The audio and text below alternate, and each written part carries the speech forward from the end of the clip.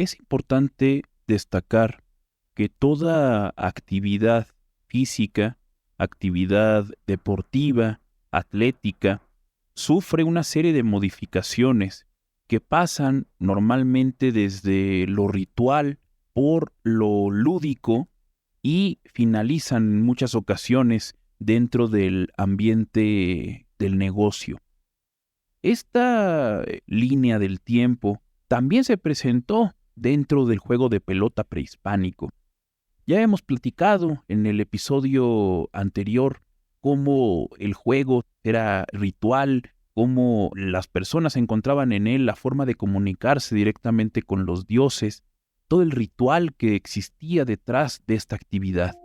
Sin embargo, cuando el tiempo, llega al siglo XV, empieza a modificarse esta lógica detrás de la actividad, que era una lógica específicamente centrada en lo ritual, y empieza a ser una actividad lúdica, un pasatiempo, algo que puede llevar hacia otros derroteros, que no son específicamente lo místico y que tienen que ver más ya con un aspecto meramente económico. País en movimiento, realidad en movimiento, cuerpo e historia en movimiento. Para Sonidera Central, esto es All In, un podcast sobre la historia del deporte en México, con el maestro Juan José Sánchez. Este juego moderno, podemos llamarlo así, de pelota, podemos hablar de dos vertientes fundamentales. La primera es la actividad alrededor del jugador, de la figura del jugador. Y por otro lado, la aparición de las apuestas. Cuando una actividad lúdica tiene el ingreso de capital económico en forma de apuestas, toda la lógica detrás de esta actividad se modifica por completo. La prioridad ya no se convierte en el llevar a cabo la actividad, en divertirse con la actividad, en hacer ejercicio mediante esta actividad. El deporte se convierte en un espectáculo donde se mueven grandes cantidades de dinero y donde hay intereses de por medio y se busca, por supuesto, que exista una igualdad en la competición, que exista una serie de reglas, una serie de elementos que puedan determinar quién resulta ganador. ¿Por qué? Porque el que resulte ganador va a darle un beneficio a quien había apostado por él. Es por eso que muchos de los deportes modernos con esta reglamentación que sufren se transforman y pasan a ser de una actividad lúdica a una actividad donde van muchas otras cosas de por medio. 500 años antes de esto, pasaba también dentro de los prehispánicos. Los juegos en aquel momento, hablo del siglo XV, ya no tenían el sacrificio hacia los dioses, ya no había un elemento ritual alrededor de ello. Eran actividades que se jugaban normalmente en equipos de 5 a 7 jugadores, aunque existen relatos en los que hay retos directos entre dos personas, no uno contra uno. En estos tiempos, ya en la época posclásica, los jugadores tenían ciertas herramientas que les ayudaban o les facilitaban en su quehacer, como por ejemplo coderas, tiras de cuero, protectores, bandas para la cabeza, y también al momento de llegar a la cancha, en muchas ocasiones estos jugadores llegaban ataviados con algunas prendas, una especie de lo que hoy podemos llamar como capa, y tenía una razón de ser, este atuendo tan vistoso que muchos de ellos portaban al momento de llegar a la cancha. Estos atuendos normalmente tenían varias piedras preciosas, podrían tener algún tipo de significado. Había también ya un mercado de piedras preciosas, había esmeraldas, había otro tipo de piedras que se utilizaban obviamente para ornamentos de corte religioso, pero también se utilizaban como elementos de intercambio. Y es muy interesante esto porque los jugadores lo recibían de los apostadores como una especie de premio por haberles hecho ganar algún dinero. Pero regresaremos a las apuestas un poco más adelante. También alrededor del juego empieza a existir una incipiente comercialización de elementos alrededor de la actividad. Las canchas poco a poco fueron saliendo de los centros ceremoniales y se ubicaron algunas de ellas de un tamaño menor, muy cerca de los mercados. Y esto le da a los antropólogos, a los arqueólogos, historiadores, una posible idea para generar algunas hipótesis de trabajo. Todo lo que voy a decir aquí son hipótesis, investigaciones, muchas de ellas en curso, son conclusiones que no son definitivas, pero que a lo largo del tiempo le han dado al estudio del juego de pelota un dinamismo muy particular. Y en este sentido, algunas de las ideas es que en los mercados, al estar posicionadas las canchas tan cercanas a los mercados, pues la gente, suponían estos investigadores, podía ir al mercado, comprar algo de comer, comprar algún elemento y trasladarse a la cancha donde se iba a efectuar el encuentro y estar ahí. Ya el evento es un espectáculo pensado también para entretener a una serie de personas. Es decir, ya es una actividad que está pensando en los espectadores, en que va a haber gente que va a ocupar su tiempo en observar una actividad en la que busca diversión. Y también en los mercados, piensen en el mercado de Tlatelolco, que era un mercado enorme, ¿no? El mercado más grande de la antigüedad inclusive. Y ahí pues había venta de todo tipo, desde cuestiones para comer y para demás cosas, pero también había venta de figurillas de barro, que nos va a llevar a otro punto que me parece fascinante, que es la venta de figurillas con el atuendo de los jugadores del juego de pelota. ¿Y por qué me detengo en este punto? Porque el jugador que podía ser representado en estas pequeñas figurillas, se ha descubierto que en algunos lugares donde se enterraban a algunas personas, se encuentran figurillas, pero muchas de ellas no se parecen entre sí, no es como un mismo molde que se repite constantemente para hablar únicamente de jugadores de pelota. Todas tienen características diferentes. Y esto pasaba inclusive con las propias cabezas colosales de las que habíamos hablado en el capítulo anterior. Tienen características específicas que le hacen pensar a los investigadores que eran hechas específicamente para alguien, para un jugador, para un participante de estos juegos. Y regresando a las figurillas de barro que se hacían y que se comercializaban, muchas de ellas tenían los atuendos del jugador. Y aquí viene un detalle interesante. Las cámaras mortuorias, ¿no? Los entierros que se hacían en la época prehispánica, de acuerdo a las investigaciones, incluían algunas cosas con las que se enterraban a las personas. Por ejemplo, en el caso de los jugadores del juego de pelota, se enterraban muy cerca de las canchas donde habían llevado a cabo su actividad, donde habían adquirido fama, prestigio público, y en esos lugares, a un lado muy cerca, se enterraban a los grandes jugadores que habían tenido participación en esta actividad. En el entierro de estos jugadores colocaban sus propias estatuillas de barro, también algún tipo de material con el que ellos mismos llevaban a cabo su actividad, estas protecciones, coderas y demás, pensando que en el traslado al inframundo iban a tener necesidad de ellas para mostrarlo hacia los dioses en el camino hacia el Mictlán. Pero aquí hay un detalle interesante. También se han descubierto en las zonas, podemos llamar residenciales, en las zonas de habitación, donde se concentraban los calpulis o calpullis, que eran las colonias de la época, han encontrado también en esas zonas urbanas entierros mortuorios donde aparecen también estas figuras de jugadores de pelota.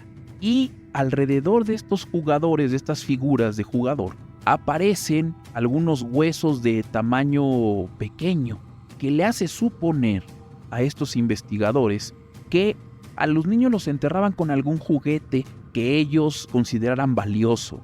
En algún caso había patitos de barro, algunos pequeños objetos que eran utilizados para entretener a los niños. Y se han encontrado figuras de los propios jugadores de pelota, lo cual le da la posibilidad de pensar a los investigadores que estas figurillas ya se comerciaban con esa intención de que el niño pudiera tener una réplica del jugador del juego. Nos lleva a suponer que ya era una actividad que se comerciaba alrededor de ella con estas pequeñas figuras. Y hablando de la comercialización, vamos a la segunda parte, que es la cuestión de las apuestas.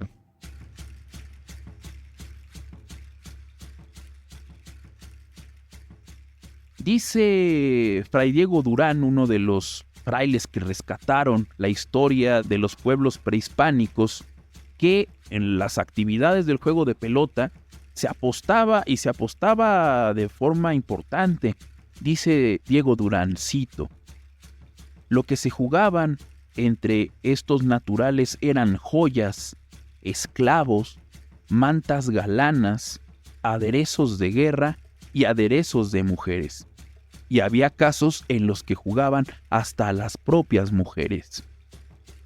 Cierro cita. Era peculiar, era particular del juego de pelota que fue una actividad en la que se apostara algún tipo de bien. Como decía Durán, pues en algunos casos eran mantas, ¿no?, hechas de algún tipo de material precioso. Había casos en los que se jugaban joyas, se jugaban personas también. Y parte del botín que ganaba un apostador en la actividad le compartía un poco al propio jugador. Y, como habíamos comentado del jugador, estas joyas las colocaba dentro de su atuendo al llegar a la cancha para que las personas que iban a ver, los espectadores, donde también había apostadores, observaran al jugador y al verlo con algunas joyas, algunos pendientes, algunos regalos, confiaran en él para que apostaran por él, y entonces eso le iba dando prestigio a los jugadores. Y aquí también hay otro detalle importante. Estas mantas, estos atuendos, estos arreos que utilizaban los jugadores, también eran material de intercambio cuando los propios jugadores iban hacia otras regiones del altiplano central a jugar. Había jugadores que podían ir a jugar hacia otros lugares cercanos. Hay relatos en los que pudo existir algún jugador que iba a la zona de Tlaxcala, a la zona hacia Michoacán, hacia el pueblo purépecha, y ahí se quedaban durante un tiempo e intercambiaban estas joyas que ellos tenían de su lugar de origen, las podían intercambiar con alguna joya o algún elemento de estas otras regiones. Entonces, cuando ellos regresaban algunos años después a su lugar de origen, al ver los apostadores que tenían piedras talladas con otras características distintas a las que se tenían en su lugar de origen, pues hablaba también de que un jugador pues había participado en estos eventos fuera de su lugar de origen. Esto me lleva también a recordar una anécdota interesante que tiene que ver con el fútbol moderno. Si nosotros vemos las estadísticas que existen de los jugadores internacionales, muchas veces los partidos que ellos han jugado de corte internacional, aparece la palabra caps en inglés, cap, que significa gorra.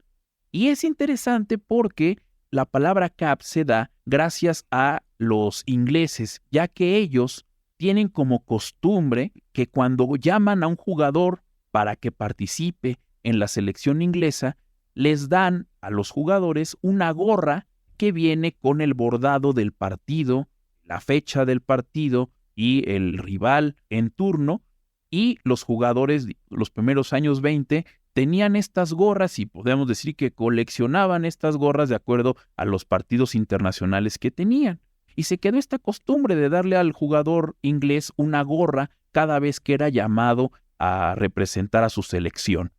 Y es por eso que los partidos internacionales se conocen como caps, o la cantidad de gorras que tenía tal o cual jugador, y que bueno, tiene cierta referencia también a estas piedras preciosas que podían ser un elemento para distinguir a la calidad de este jugador por encima de las de otros.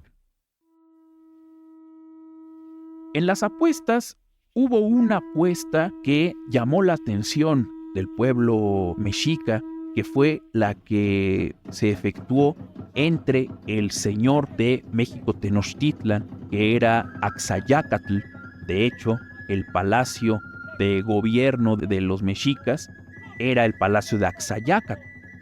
Este Hueytlatoani mexica vivió aproximadamente en la década de los 70 del siglo XV, es decir, 1470, 1460, por ahí vivió, y juega un partido de pelota contra el señor de Xochimilco, que tenía el nombre de Xigultemoc. Ellos dos juegan este encuentro y apuestan. En el caso de Axayácatl apuesta el mercado de Tlatelolco, que ya hemos platicado de él, era un mercado enorme, un mercado muy importante, y Xigultemoc por su parte apuesta el canal de Xochimilco, el canal de Flores, el canal donde había una actividad económica muy importante también a través del sistema de Chinampas y demás. Imagínense nada más este acontecimiento donde una parte fundamental de cada una de estas ciudades estaba en juego. El evento se lleva a cabo y el ganador del juego de pelota fue el señor de Xochimilco, Xigultemoc, que le gana a Axayácatl el mercado. Axayácatl debe pagar su deuda y, bastante molesto por la derrota, todavía con el calor de la derrota en su mente, envía a una serie de emisarios a visitar el palacio de Xigultemoc. Y estos emisarios les dice que deben ir como una especie de collar hecho de flores preciosas para reconocer el triunfo de Xigultemoc y todas las intenciones de pagar su apuesta. Cuando llegan estos enviados de Axayácatl a los aposentos de Xigultemoc y que vienen en son de paz y a premiar al ganador, la guardia de Xigultemoc los deja pasar y estos personajes llegan ante el señor de Xochimilco y le colocan esta como especie de collar al señor de Xochimilco. El collar se tenía que ajustar jalándolo de los dos extremos para que quedara ajustado al cuello de la persona. Los enviados de Axayácatl, cada uno jalando por su lado, fueron jalando y jalando y jalando el collar hasta que ahorcaron a Xigultemoc y con la muerte de este señor evitaron perder el mercado de Tlatelolco. Así fue como de manera mañosa, mala, Axayácatl se quedó con su mercado. Obviamente recibió castigo por parte de los dioses, ya que muchos creen que posterior al gobierno de Axayácatl se da la paulatina caída de el imperio de los mexicas en esta parte del altiplano central de lo que hoy conocemos como México. Es interesante hablar de todo esto, interesante hablar también de las personas que iban a los eventos deportivos, a estos eventos del juego de pelota. Hay una especie de maquetas que están en Estados Unidos, en la zona de Texas, que representan al juego de pelota, fueron encontradas en Nayarit. Y ahí podemos ver una gran diversidad de personas que iban como espectadores a observar el juego de pelota. En estas maquetas de barro podemos ver que hay ancianos, hay padres acompañados de sus hijos, hay madres, hay bebés. Y además otro detalle interesante, también están posicionados de acuerdo a su clase social. Hay asientos más vistosos que los otros que están posicionados alrededor de la cancha y nos habla de algo que hoy en día sigue siendo parte fundamental del deporte. El deporte dicen que es algo democrático, donde todos pueden participar, todos pueden ir, pero no todos van a ir al mismo lugar. Los mejores lugares están reservados para la gente que puede pagarlos, para la gente que puede tener acceso a ellos. Y en la época prehispánica no era distinto. También los mejores lugares eran reservados para la gente que tenía mejor posibilidad, ya sea económica, pero también había lugares especiales para dos personajes importantes.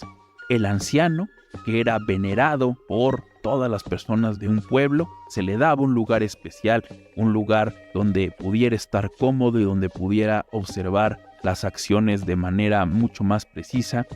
Y el otro fue el músico. Los músicos se posicionaban en las esquinas de la cancha, ya que toda la actividad, todo el juego de pelota siempre se hacía bajo los acordes de la música, porque la música era fundamental para que esta actividad pudiera llevarse a cabo de buena manera. Y no es diferente a lo que pasa hoy en día. En los grupos barristas, en los grupos de animación de algún equipo, también la música, en este caso el tambor, forma parte central del apoyo hacia un equipo.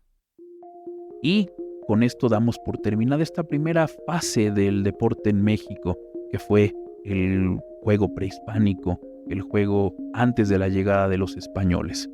Con la llegada de los españoles se transforma la vida social y cultural de nuestro país, y los deportes puede ser que se hayan tomado un descanso al respecto durante esta época, y ya en el siglo XIX vuelven a darse ciertas actividades con otra lógica distinta que serán parte de este viaje que haremos por la historia del deporte en México.